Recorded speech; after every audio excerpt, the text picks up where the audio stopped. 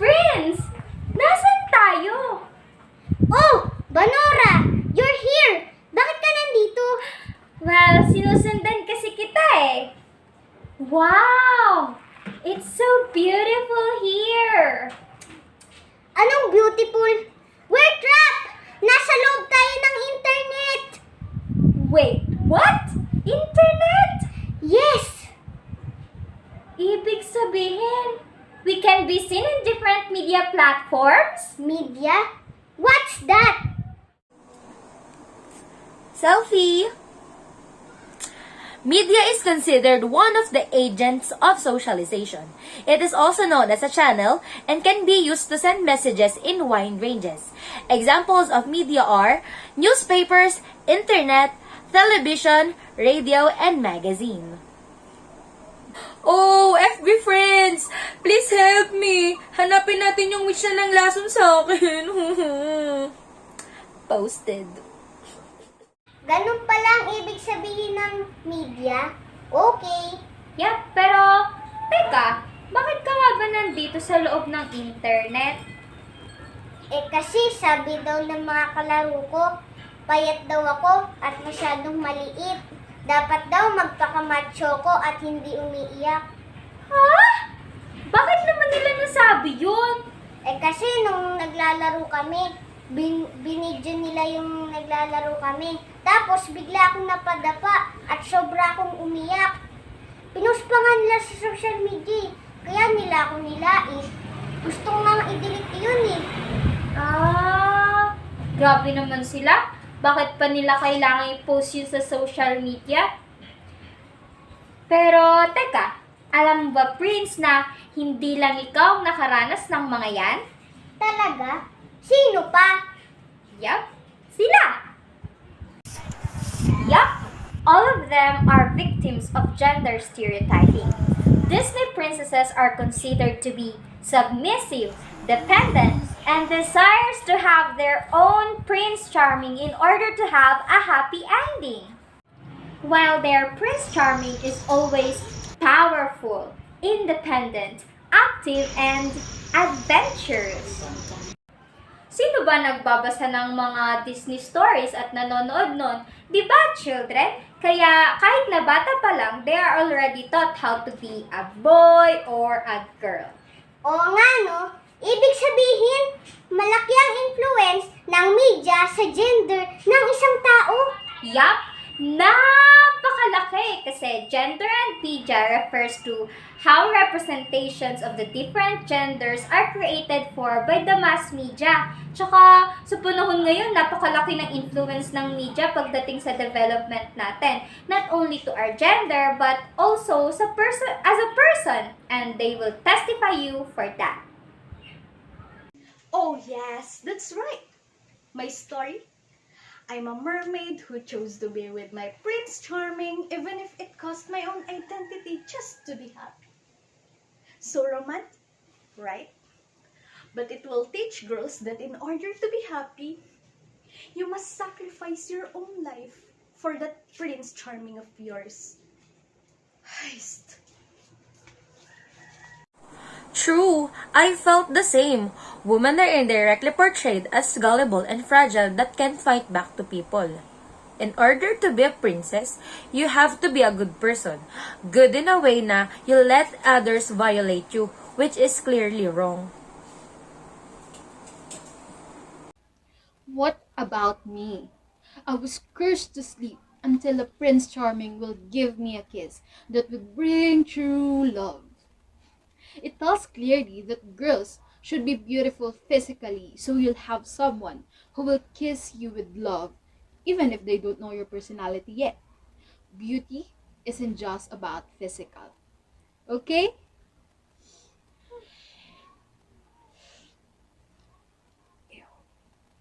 Hey, don't be unfair. We Prince Charmings have problems too. We are portrayed as strong, aggressive, rich and powerful prince. It's unfair. Tama, tama! Hindi naman lahat ng Prince Charming ay macho at mayaman. Pogi lang ako at hindi macho, pero hindi naman di ba ibig sabihin nun na hindi na ako Prince Charming material, no? Tama ka naman dyan. We have different body types and the beauty standards are just set by the society, which is clearly unfair to most of the people. Always remember that gender stereotyping creates a glass ceiling effect, which means that it is a barrier that limits a person to advance or develop as a person. Yes, that is right. What's disturbing is, most of the times, women are frequently exposed to messages in mass media that objectify them, depict them as victims. And the notion that women are responsible for the upkeep of the home and domestic duties. Tulad na lang ng best friend ko, na si Cinderella. Palagi na lang siyang pinaglilinis ng bahay kahit hindi na matapos-tapos. Also, there are advertisements that are really disturbing, like this.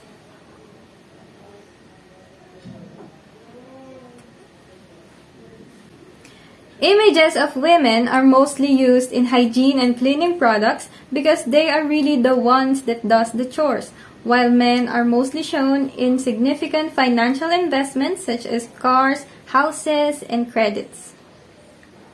Even different kinds of businesses market their products to certain customers based on the traditional gender roles. It seems like they are trying to portray that women have no other skills than cleaning and staying at home. And with that, we can clearly see how little any other industry sees women. And most of the times, men are frequently shown in media as being superior and dominant to women. Many men may be afraid to be compassionate and emotional due to how frequently mass media depicts men as strong and macho. But really? Come on. I'm Elsa, the queen, and I don't need a man to be one. That's right. For example, this advertisement, women viewed as an object, not as a human or an individual in a society. On the other hand, this advertisement possesses a characteristic of masculinity that's recognized by our society that shows superiority of men to a woman. Grabe po pala ang epekto ng mass media sa ating pagkatao, Banora. Yup, you're right. It is because mass media paints a picture of how each gender are supposed to act and manipulate the mind into the individual that the opinions depicted on TV, radio, films are the correct outlook of how we see a gender. Pero Banora, di ba hindi naman po lahat ng nakikita natin sa platforms ay totoo, hindi po ba? Tama, kaya talagang malaking hamon sa atin na mabago at mawala ng gender stereotyping sa media. Pero Banora, naniniwala ka ba na malaki ang nagbago ngayong 21st century kaysa noon? About sa influence ng media sa gender? Of course! Malaki. Malaking malaki. Well, there's much difference from before than now. Nowadays, our media became more open that gender doesn't come with only two options. Before, beauty pageants are only in the range of Miss Universe, Mr. Poggy, well, all for male and female. But now, we celebrate diversity by opening opportunities for the third sex to showcase their wit and their talent. We now have Miss Q&A in one of the noontime shows here in the Philippines.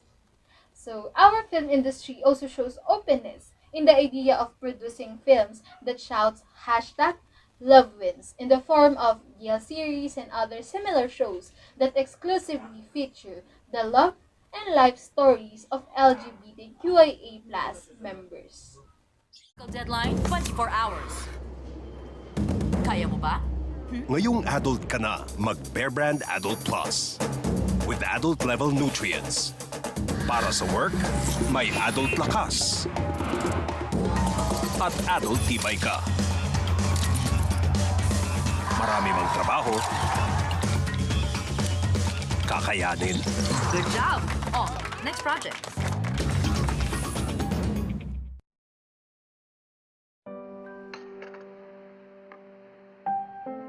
Si Dad.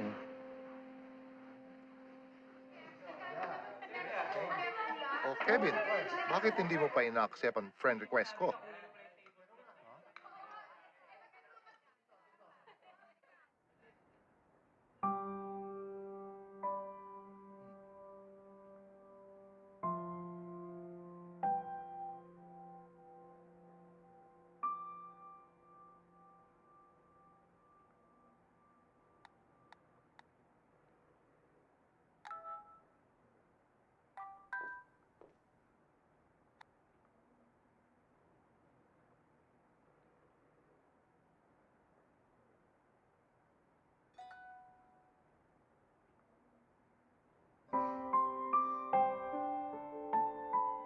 Break barriers for new beginnings.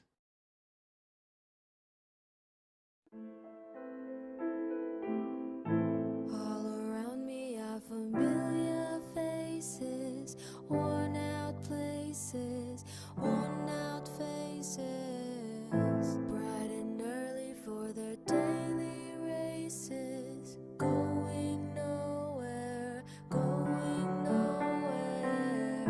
and their tears are filling up their glasses. No expression, no expression. Mad world, mad world.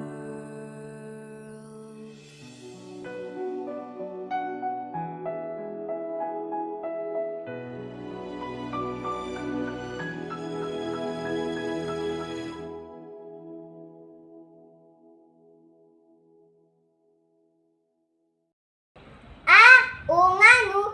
Tama! May improvement nga ngayon. Yup! Pero meron pa rin mangilang-ngilang mga advertisements at palabas na mapapanood natin sa iba't ibang media platforms na nagpapakita ng gender stereotyping at biases, tulad ng mga ito. Laundry is not new. Your mother, your grandmother, her mother, they all did the laundry. Maybe even a man or two. And although a lot has changed, the machines, the detergents, the clothes themselves, one thing has not. The bleach most trusted to keep whites pure white is still Clorox bleach. When you use the Mr. Clean Magic Eraser instead of an all-purpose spray for your everyday cleaning, you'll power through 3 times the grime. Mr. Clean, Mr. Clean. And 3 times the sticky mess. And 3 times the grease per swipe. And who knows, that just might give you triple the time to relax. Like, say, a whole 3 or 4 seconds. Why reach for a spray? Erase it away with the Mr. Clean Magic Eraser. Hey, Mom! What are you doing? What is that? What is this? it's a special paste I invented to replace socks. We're dipping our feet in it. Why? Because we can't find socks that shape to our feet. We're sick of it. Sick of it. That's really stupid. That's the future. Hanes makes better fitting socks the whole family will love. Guaranteed or your money back. Now back at your man. Now back to me. Sadly, he isn't me. But if he stopped using lady-scented body wash and switched to Old Spice, he could smell like he's me. Nothing between me and my 100% all-natural, juicy, grass-fed beef. Introducing the All-Natural Burger, the first ever in fast food. With no antibiotics, no added hormones, and no steroids. Only at Carl's Jr. He's across the midfield. He's at the 40. The 30. 20. 10. Touchdown! That's acceptable. Oo nga no, nakakalungkot ng isipin. Yap, kaya hahayaan na lang ba natin silang maliitin ang ating pagkatao dahil lang sa ating kasarian? No. No. No. No. No! Ako rin, hindi. Kaya let's go! Burahin na natin yung video sa FB! Pero parang mas maganda kung sila mismo yung magbubura ng video. Tsaka, what if kausapin na lang natin sila para alam rin nila kung bakit mali yung ginawa nila? Sige. Pero teka, paano tayo lalabas dito? Oo. Yun lang. I find it hard to say the things I want to say the most. I find a little bit of steady as I get close. I find a balance in the middle of the chaos. Semi-lost, semi-high, semi-never, demigod. I remember walking in the cold of November, hoping that I make it to the end of December. 27 years in the end of my mind, but holding to the thought of another time. But looking through the ways of the ones before me, looking through the path of the young and lonely. I don't wanna hear about what to do. I don't wanna do it just to do it for you.